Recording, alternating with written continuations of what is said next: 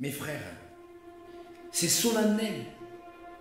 Nous sommes dans les temps de la fin. Nous sommes dans les temps où Jésus va vraiment prendre l'Église.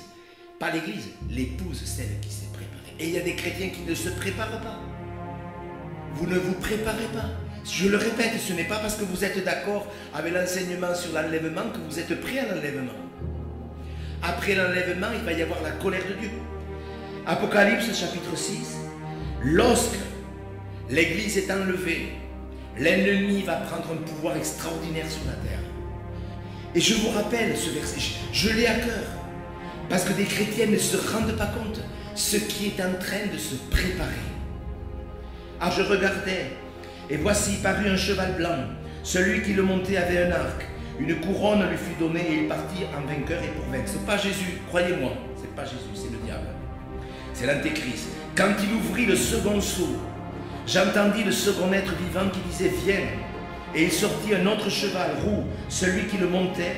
Regardez bien, je vous en supplie, frères et sœurs. Celui qui le montait reçut le pouvoir d'enlever la paix sur la terre, afin que les hommes s'égorgent les uns les autres, une grande épée lui fut donnée. Voilà ce qui va arriver juste après l'enlèvement de l'Église. La paix va être retirée de la terre. Vous avez vu ce qui s'est passé dans ces kibbutz, ces 1400 personnes qui ont été massacrées. Ça se passera sur la surface entière de la terre. Ça ne se passera pas que dans 2 ou 3 kibbutz en Israël, ça se passera sur la surface de toute la terre, parce que les hommes ont rejeté la grâce. Tant qu'il y a la grâce, vous êtes gardés. Tant qu'il y a la grâce, vous êtes graciés. Voilà, un pléonasme. Mais il faut le dire. Tant qu'il y aura la grâce, vous serez graciés. Quand il n'y aura plus la grâce, ça sera terrible. Et les chrétiens vivent dans l'insouciance. Oui, c'est grave, oui, on est affligé. Oui, on sait. Oui, en France, on est protégé. Que dans la fin des temps, les hommes viendraient avec leur raillerie. En disant, mais depuis le temps que nos pères nous enseignent, depuis le temps qu'on nous dit qu'il va revenir, et ça a été écrit ça en 1900 ans.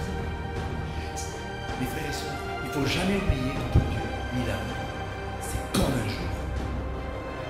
Et nous sommes quand même vraiment culottés quand nous nous autorisons à contester la parole de Dieu. Et si vous faites partie de ces gens qui discutent avec Dieu, je vous conseille d'arrêter. Malheur à l'homme qui conteste avec son Créateur. Vous ne pouvez pas comprendre. On ne peut pas comprendre. Nous sommes parfois privés d'intelligence, mais nous devons faire attention. Jésus l'a dit, que celui qui lit fasse attention.